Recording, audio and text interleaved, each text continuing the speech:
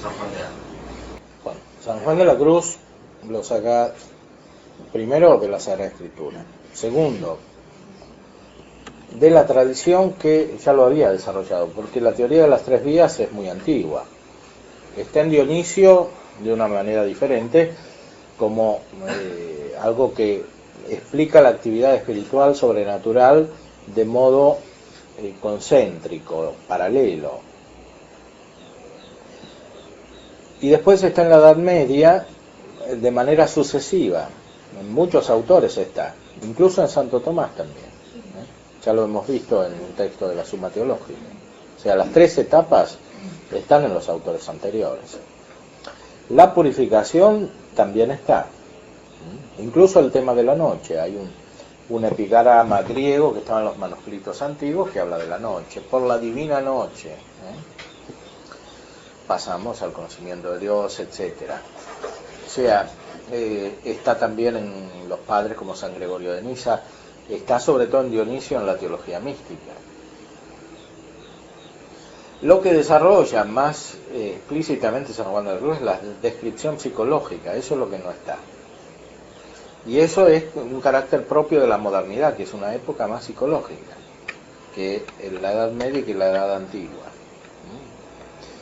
Evidentemente la modernidad se desarrolló de otras maneras también, que a veces fueron prevaleciendo, porque el luteranismo, etcétera, son otras formas de psicologismo, no diría de psicología. Esta es una psicología unida con la metafísica y con la teología mística. En cambio, en Lutero y después en Kant y en otros autores modernos, encontramos un desarrollo psicológico que se va desprendiendo cada vez más de la metafísica y de la mística sobrenatural. Ya en Lutero está la actitud contraria a la de la mística, porque la teología de la cruz es más bien una especie de descripción del drama del hombre que pide ayuda a Dios, pero que no logra salir nunca del drama, porque la gracia no sana intrínsecamente la naturaleza, que está demasiado dañada para los luteranos. Y eso va asignando de manera negativa el carácter de la modernidad. Por supuesto que hay una interacción entre las dos líneas, entre la línea mística que está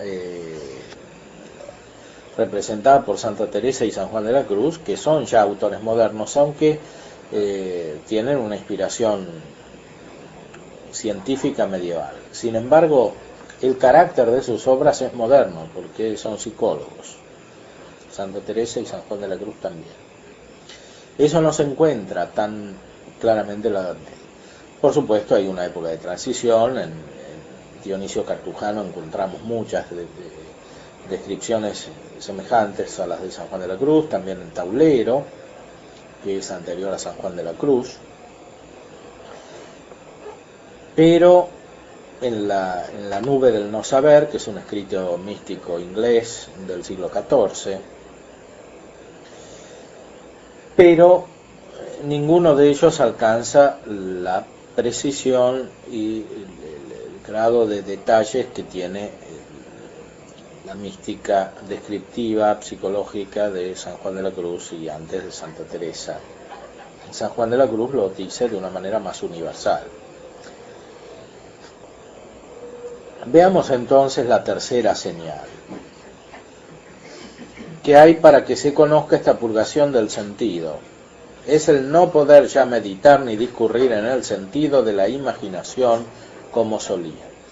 Es el pasaje de la meditación a la contemplación, que al principio se da de una manera negativa, porque la contemplación es secreta para el que la tiene, como dijo antes. De una manera negativa porque simplemente lo que sucede es que la persona no puede meditar. No puede meditar, ¿qué quiere decir? No puede hacer actos complejos con sus potencias, principalmente con la inteligencia, pero también con las otras, porque la meditación implica las otras potencias, la afectividad, etcétera, como se ve, por ejemplo, en los ejercicios espirituales de San Ignacio. Hay composición de lugares, hay que imaginarse cosas del Evangelio, todo eso es parte de la meditación. Eso la persona no lo puede hacer. En la modernidad hubo grandes disputas en torno a esto. Poco a poco fue prevaleciendo el racionalismo y dejándose de lado la contemplación. Más aún, en muchas órdenes religiosas y congregaciones modernas, en cierta manera estaba prohibida la contemplación porque se consideraba como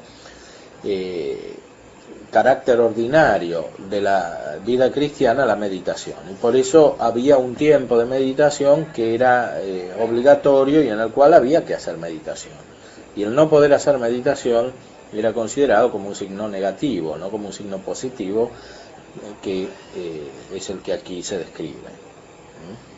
Y eso todavía perdura, porque si en la modernidad no se conocía la diferencia entre este carácter entre el carácter meditativo y el contemplativo, menos se conoce ahora esa diferencia. Ahora en realidad hay más deformaciones sobre esto. Por eso simplemente cuando una persona está triste, aunque no pueda meditar, se cree que no tiene vida cristiana, que no está bien dispuesta, etcétera. Porque no solo no se distingue entre contemplación y meditación, sino que ni siquiera se distingue entre meditación y actos de la sensibilidad. Porque la meditación es es principalmente del intelecto, no es algo ni de la afectividad ni de la imaginación.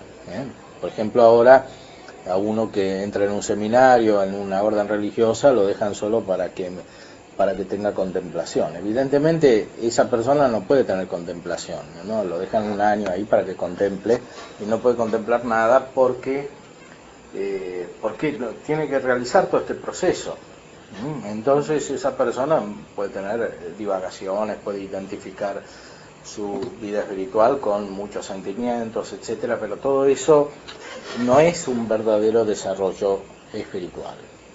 Eso sucede porque no se conocen científicamente las leyes fundamentales de la vida espiritual, del crecimiento en la vida espiritual. Entonces se cometen errores importantes. Pero muy terribles los errores para justamente los que van a ser sacerdotes. Sí, sacerdotes o religiosos, etcétera, y para la gente también, la gente laica.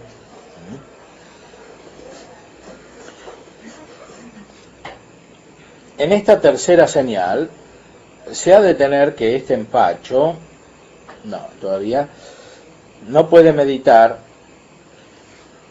por más que haga de su parte. O sea, por más esfuerzo que haga para meditar, no puede meditar. Esto es un signo capital. Entonces, si la persona quiere meditar, no puede meditar. Esto, en vez de ser un signo negativo, como según el presunto sentido común habría que juzgar, en realidad es un signo positivo, si está de acuerdo con las otras señales. Es decir, que hay preocupación por la vida espiritual, hay perseverancia, hay fortaleza, y no hay interés por las cosas mundanas, porque si hay interés por las cosas mundanas, evidentemente que no pueda meditar es porque simplemente no le interesa, porque está en otra cosa. Entonces, aquí tiene que haber un equilibrio en todos estos signos.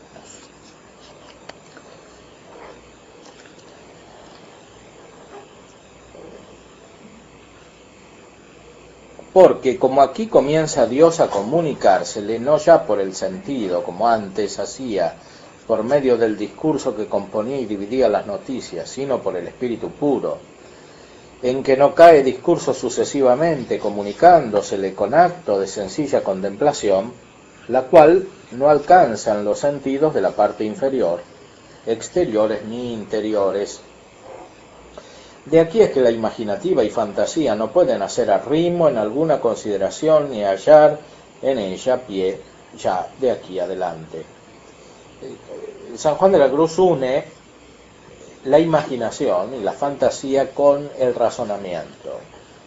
Esto tiene su fundamento porque, siendo el razonamiento la parte inferior de la actividad de la inteligencia, en cierta manera es la que está más unida con las potencias superiores de la sensibilidad.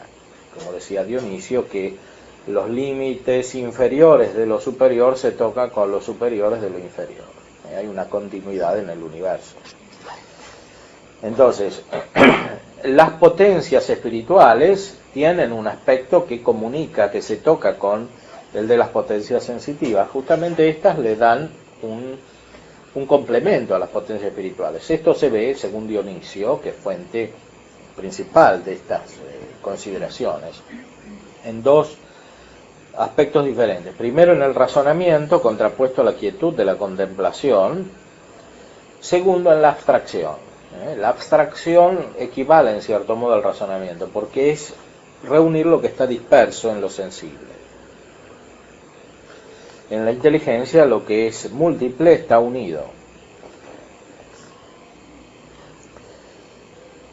Y la abstracción, es claro, requiere el conocimiento sensitivo. Por eso, cuando la persona no puede hacer actos intelectuales en el modo consuetudinario, habitual, puede significar que está siendo iluminada de una manera más profunda por la luz divina.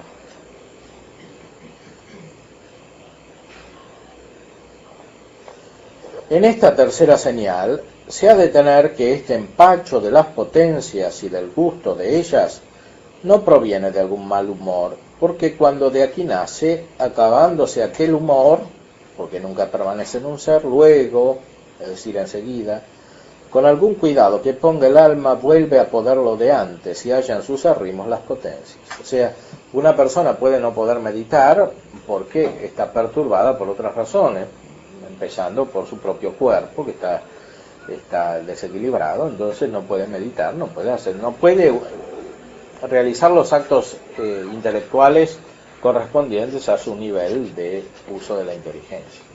Si uno tiene alguna enfermedad, no puede realizar estos actos intelectuales simplemente, pero cuando se va la enfermedad puede volver a realizar esos actos intelectuales. En cambio, la persona que recibe la gracia de una manera más intensa, lo cual es el núcleo de la noche oscura, no puede volver a realizar esos actos intelectuales en el modo anterior. Y si los quiere realizar, esto significa para ella una violencia.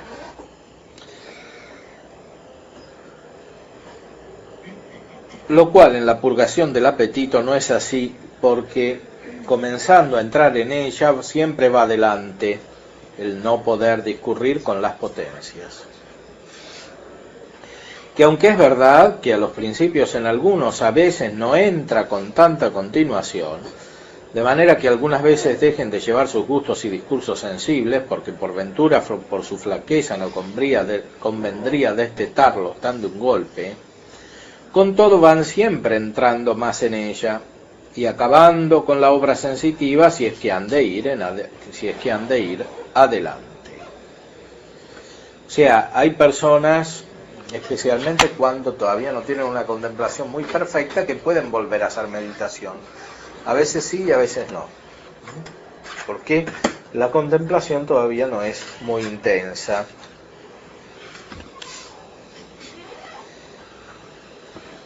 Porque los que no van por camino de contemplación muy diferente modo llevan, porque esta noche de sequedades no suele ser en ellos continua en el sentido, porque algunas veces las tienen, otras no, y aunque algunas no pueden discurrir, otras pueden.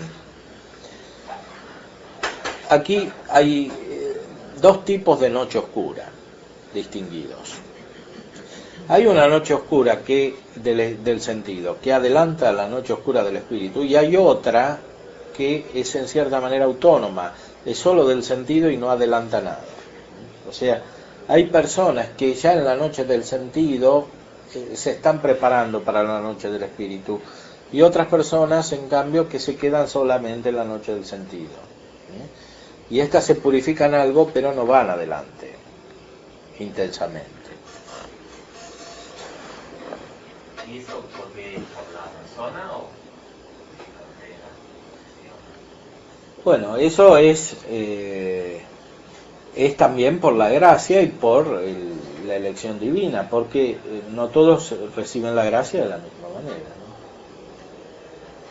¿no? Hay personas que simplemente no se preocupan de la vida espiritual ni del avance espiritual, entonces tienen una noche del sentido más imperfecta, más externa, quiere decir, más acompañada también de aspectos, de sucesos externos.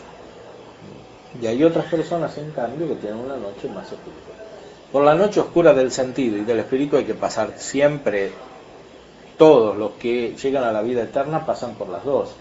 San Juan de la Cruz dice, si no pasan en esta vida, pasan en el purgatorio. Es la misma la causa por la cual la persona se purifica en el sentido y en el espíritu, que es la infusión de la luz divina. Pero cuando sucede en esta vida, sucede de una manera meritoria, que permite un crecimiento espiritual. En cambio, en el purgatorio no hay crecimiento espiritual. Perdón, el mérito es lo que está unido o relacionado con el crecimiento espiritual. Sí, el mérito significa un derecho al crecimiento, analógicamente hablando, como un pago por las acciones meritorias. Es decir, si alguien realiza algo para otro, el otro le debe algo. Eso es parte de la justicia natural. Si yo hago un trabajo para otro, el otro me tiene que pagar. De una manera más espiritual, se entiende en relación con Dios, pero aquí ya se va más allá de la justicia, porque en la recepción de la gracia no hay relación de justicia. No hay acto de justicia de parte de Dios, porque justamente la gracia es libre. Sin embargo, hay alguna conveniencia en la criatura respecto del Creador. Hay algo que atrae la mirada de Dios benevolente, pero eso que la atrae viene ya de la gracia, y sin embargo hay colaboración de la criatura.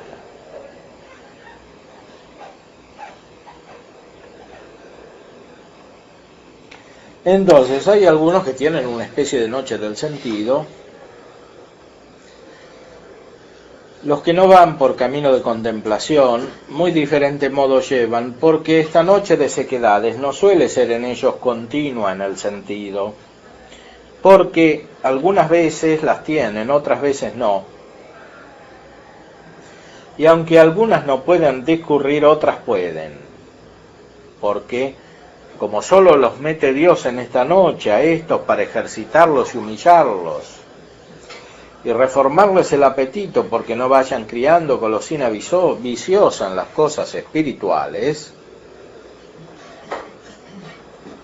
y no para llevarlos a la vida del espíritu, que es la contemplación, que no todos los que se ejercitan de propósito en el camino del espíritu lleva a Dios a la contemplación, ni aún a la mitad del por qué Él lo sabe. De aquí es que a estos nunca les acaba de hecho de desarrimar el sentido de los pechos de las consideraciones y discursos, sino algunos ratos a temporadas, como habíamos dicho. Bueno, aquí también nos dice cosas prácticas. Ni la mitad de los que se ejercitan de propósito en la vida del espíritu llegan a la contemplación. Los que se ejercitan de propósito en la vida del espíritu son los buenos cristianos que tienen una práctica adecuada del culto divino en toda su vida, empezando por los sacramentos y terminando por la oración. Bueno, de estos, dice San Juan de la Cruz, ni la mitad pasa a la contemplación. O sea, los otros se quedan como principiantes, ¿no? Y tienen una especie de purificación imperfecta. Por eso a veces pasan a la meditación, a veces vuelven al discurso, a veces retornan a la contemplación, a veces retornan al discurso, etc. Son variables. Esa variabilidad depende de la imperfección que se tiene todavía y que eventualmente puede quedar siempre. ¿Y por qué es así? No se puede saber, porque depende de la infusión de la gracia, que es libre de parte de Dios y que no está exigida por la estructura de la criatura ni por sus actos naturales. Ahora, si hay actos sobrenaturales y son cada vez más intensos, entonces sí hay crecimiento en la gracia, pero eso ya es porque la gracia está actuando. Ahí sí hay como una anticipación de los estados más perfectos. Por eso decía San Juan de la Cruz que algunos tienen una noche oscura del sentido que anticipa la del espíritu y otros no. Y pone aquí algunas características para distinguir estos dos tipos de noche del sentido.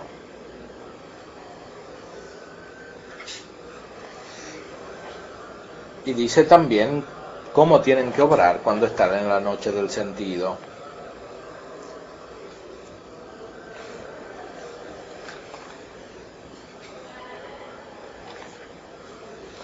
En el tiempo, pues, de las sequedades de esta noche sensitiva, en la cual hace Dios el trueque, que habemos dicho arriba, sacando el alma de la vida del sentido a la del espíritu, que es la de la meditación a contemplación, donde ya no hay poder obrar ni discurrir en las cosas de Dios el alma con sus potencias, como queda dicho. Padecen los espirituales grandes penas, no tanto por las sequedades que padecen, como por el recelo que tienen de que van perdidos en el camino, pensando que se les ha acabado el bien espiritual y que los ha dejado Dios, pues no hallan arrimo ninguno ni gusto con cosa buena. Entonces se fatigan y procuran, como han habido en costumbre, arrimar con algún gusto las potencias a algún objeto de discurso, pensando ellos que cuando no hacen esto y se sienten obrar, no se hace nada, lo cual hacen no sin harta desgana y repugnancia interior del alma, que gustaba de estarse en aquella quietud y ocio sin obrar con las potencias, en lo cual estragándose en lo uno no aprovechan en lo otro. Es decir, el primer error de estos principiantes, de ellos o de los que los ayudan, que pueden ser directores espirituales o psicólogos, es querer hacerlos volver al modo de operación interior anterior, que ya no corresponde, porque hay otro estado espiritual. Entonces, volver a lo anterior los daña, los hace caer en una especie de racionalismo afectado.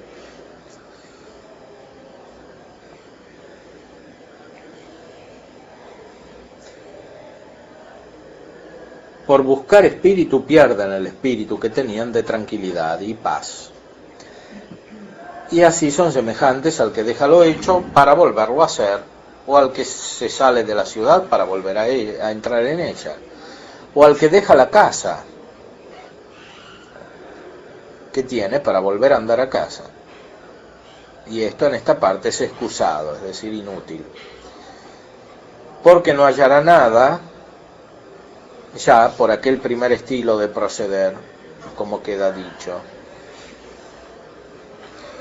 Estos en este tiempo, si no hay quien los entienda, vuelven atrás, dejando el camino o aflojando, o a lo menos se estorban de ir adelante, por las muchas diligencias que ponen de ir por el primer camino de meditación y discurso, fatigando y trabajando demasiadamente el natural, imaginando que queda por su negligencia o pecados. Esto también es importante, puede haber un sentimiento de culpabilidad enfermizo que proviene de este error, o sea, de poner el centro de la vida espiritual en la meditación y no poder ya meditar tratando de meditar. Entonces, como no pueden ya meditar, y eso es lo principal que ocupaba el espíritu y que desean, identificándolo con la vida espiritual, por eso mismo, cuando eso no se puede hacer, piensan o sienten que tienen la culpa. Pero ese sentimiento proviene de la imaginación, no de la inteligencia.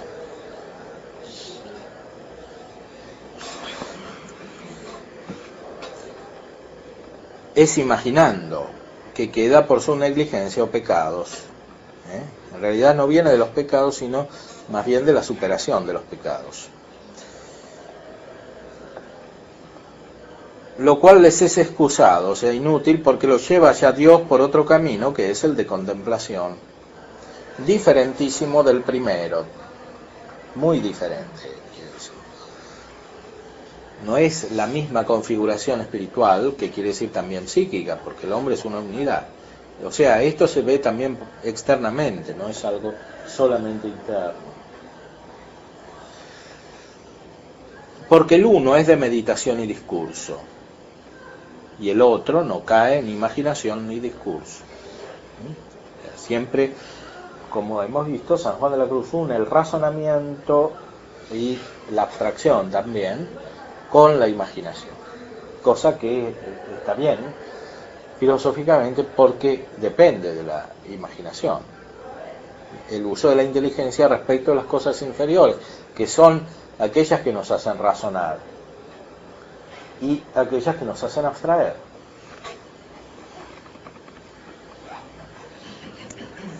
Pero aquí se trata de Dios, que es superior a la inteligencia.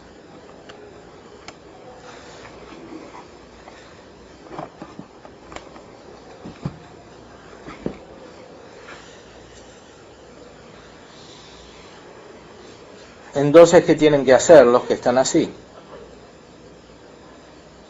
Los que de esta manera se vieren, conviéneles que se consuelen, perseverando en paciencia, no teniendo pena. Confíen en Dios que no deja a los que con sencillo y recto corazón lo buscan, ni les dejará de dar lo necesario para el camino, hasta llevarlos a la clara y pura luz de amor que les dará por medio de la noche oscura del Espíritu, si merecieren que Dios los ponga en ella. Bueno, aquí se trata de la actitud que ya San Ignacio manifestaba de una manera más externa, más puntual, más dirigida a las acciones particulares. O sea, en tiempo de perturbación no hay que hacer mudanza, decía él, no hay que cambiar. Entonces, estos que están contemplando, por más que crean que pierden tiempo porque no pueden meditar, no tienen que cambiar. Tienen que seguir contemplando de esa manera, que quiere decir están tranquilos con la inteligencia y la voluntad puestas en Dios.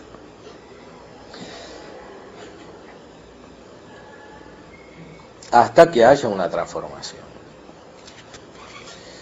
El estilo que han de tener en esta del sentido es que no se den nada por el discurso y meditación, es decir, no tienen que preocuparse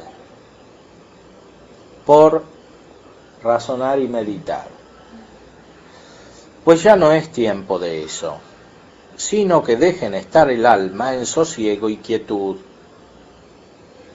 aunque les parezca claro que no hacen nada y que pierden tiempo, y aunque les parezca que en su flojedad no tienen gana de pensar allí nada,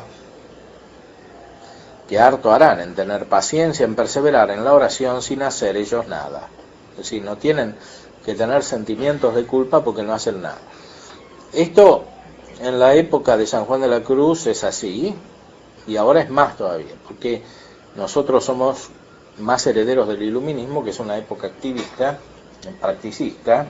Entonces identifica el valor de la vida humana con la operación exterior, con hacer muchas cosas. Entonces es claro que hay personas que pueden creer que por la contemplación no hacen nada y sentirse mal o tener sentimientos de culpa porque creen que no hacen nada.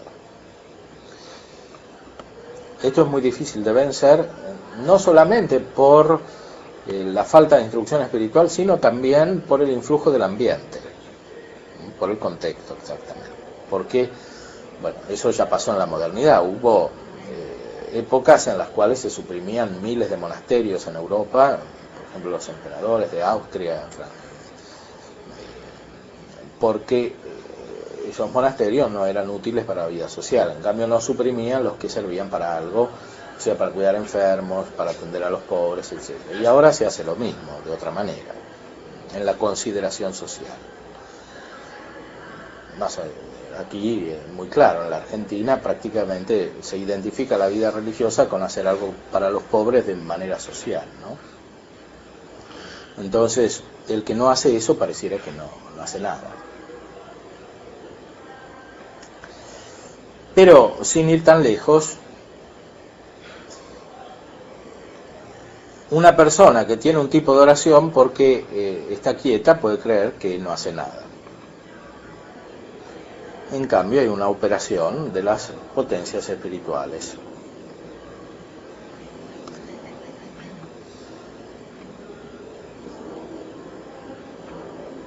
Solo lo que aquí han de hacer es dejar el alma libre y desembarazada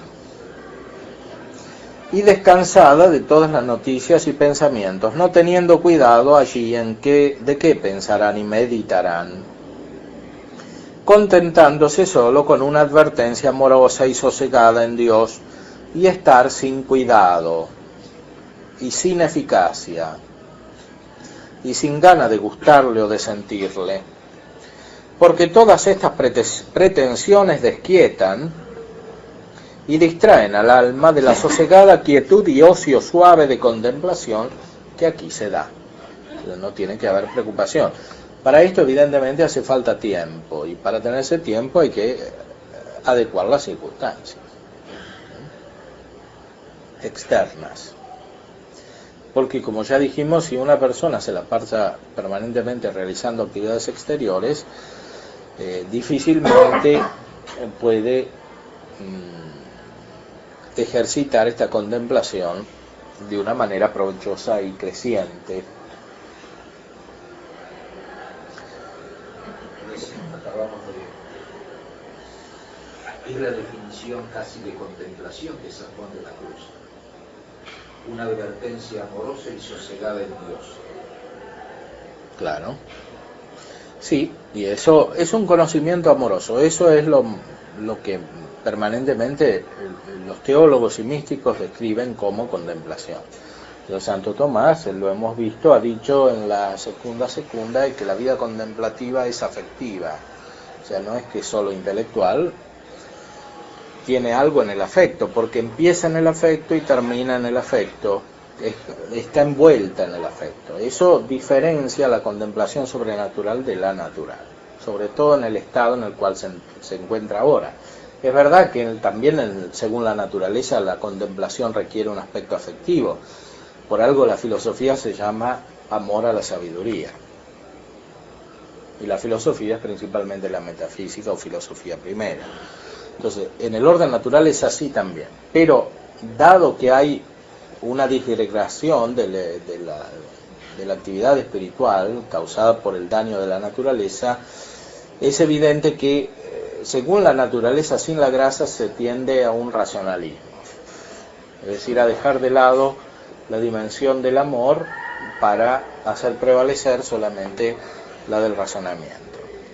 Y la de la contemplación entendida como razonamiento, o a lo sumo la contemplación sin amor, como se ve en algunos filósofos. En cambio, en el orden sobrenatural es claro que es sólo posible el acceso a esta contemplación por la caridad, que une con Dios y por lo tanto da la connaturalidad suficiente como para estar en contacto con Él, por medio del entendimiento.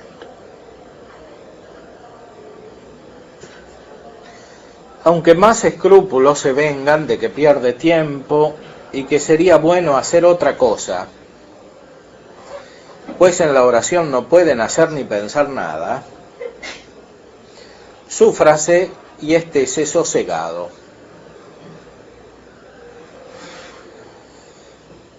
¿Cómo que no va allí más que a estarse a su placer y anchura de espíritu? Porque si de suyo quiere algo obrar con las potencias interiores, será estorbar y perder los bienes que Dios, por medio de aquella paz y ocio, del alma está asentando e imprimiendo en ella. Bien así como si algún pintor estuviera pintando o alcoholando un rostro, que si el rostro se menease en querer hacer algo, no dejaría hacer nada al pintor y deturbaría lo que estaba haciendo. Y así cuando el alma se quiere estar en paz y ocio interior, cualquiera operación o afección o advertencia que ella entonces quiera entonces tener, la distraerá y desquietará, y hará sentir la sequedad y vacío del sentido, porque cuanto más pretendiere tener algún arrimo de afecto o noticia, tanto más sentirá la falta, de la cual no puede ser suplida ya ser suplida por aquella vía. De donde a esta tal alma le conviene no hacer aquí caso de que se le pierdan las operaciones de las potencias, antes ha de gustar que se le pierdan presto.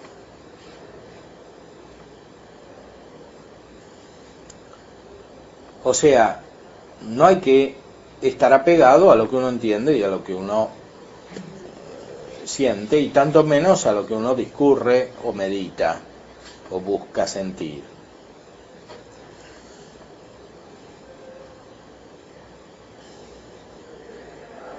Ha de gustar que se le pierdan presto, porque no estorbando la operación de la contemplación infusa que va Dios dando, con más abundancia pacífica la reciba, y dé lugar a que arda y se encienda en el espíritu el amor, que esta oscura y secreta contemplación trae consigo y pega al alma.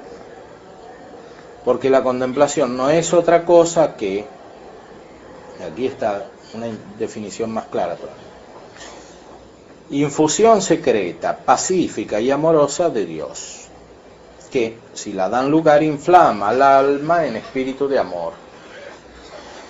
Según ella da a entender en el verso siguiente, es a saber, con ansias en amores inflamada. Bueno, aquí nos dice más directamente la característica de la contemplación mística. Es infusión. Hay una mística natural y una mística sobrenatural. Ya la mística natural tiene este carácter de infusión, en cierto modo, pero es una infusión que no requiere la iniciativa libre de Dios, sino que está dada por el contacto de la inteligencia con la naturaleza divina a través de las criaturas. Las criaturas tienen algo de divino y por tanto, porque vienen de Dios, y por tanto, por medio de ellas, la inteligencia se pone en contacto con Dios.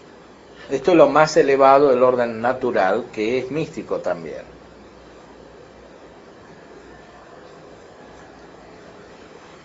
En el orden sobrenatural, en cambio, la infusión es libre, es gracia, que quiere decir regalo de Dios. Regalo ofrecido abundantemente, como nos dice la Sagrada Escritura, pero es un regalo siempre libre, que podría no estar. Dios podría no darle la gracia a ninguno, podría dársela a todos, podría dársela a algunos sí, a otros no, podría darla en combinaciones diferentes, porque lo propio de la gracia es que sea originado en la libre elección divina, que elige a los que quiere ser sus amigos, porque Dios es omnipotente, puede elegir a sus amigos. Eso es propiamente la gracia.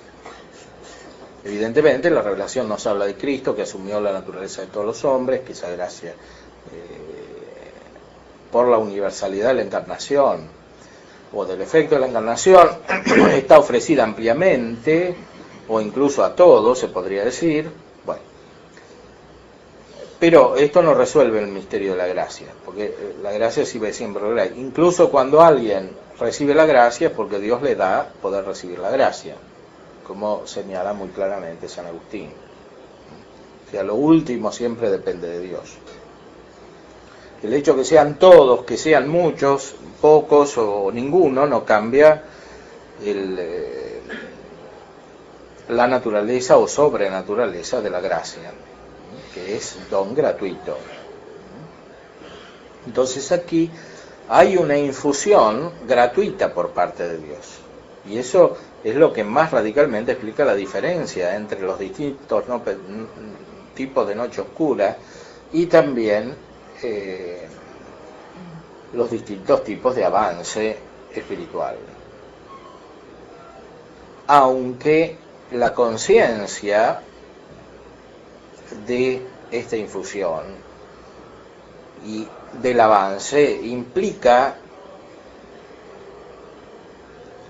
la donación de la gracia, porque una persona no podría tener conciencia si no tuviera esta gracia de alguna manera, si no percibiera de qué se trata.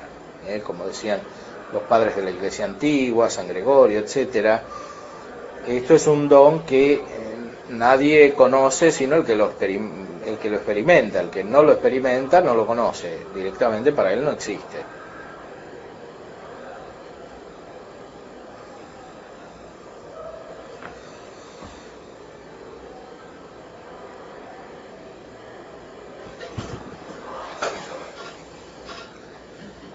La cual inflamación de amor, aunque comúnmente a los principios no se siente por no haber hubiado o comenzado a emprenderse por la impureza del natural o por no le dar lugar pacífico en sí, el alma por no entenderse, como habíamos dicho,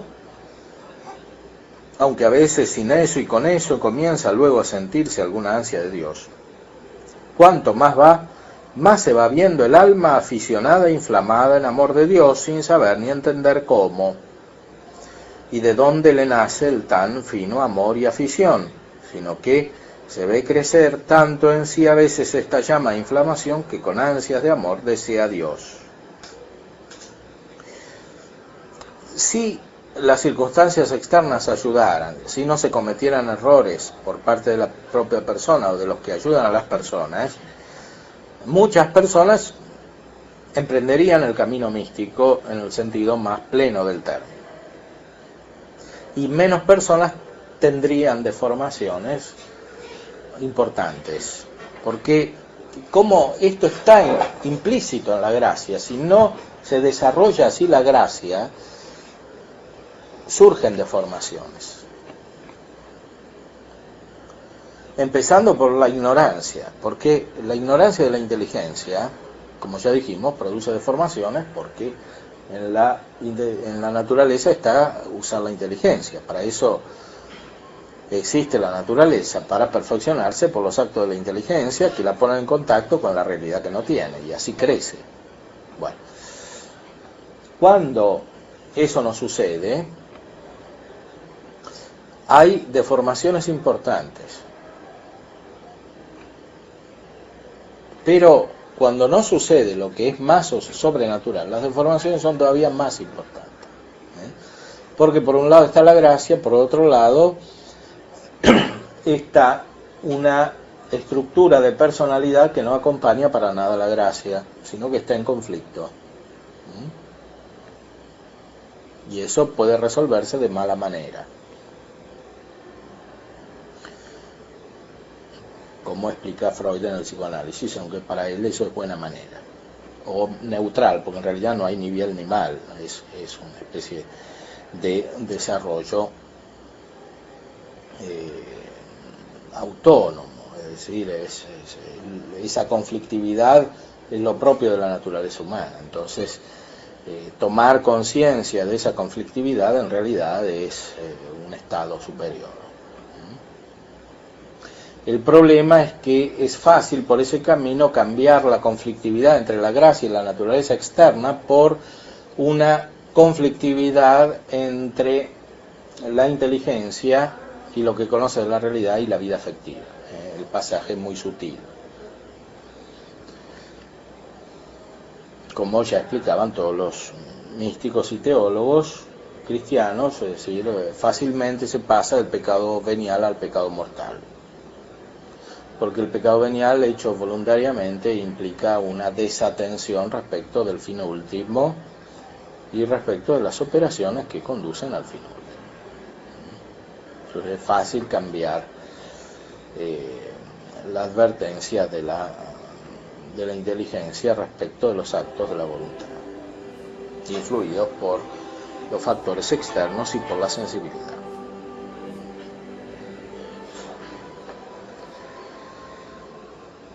Muy bien. Bueno, creo que por hoy podemos dejar.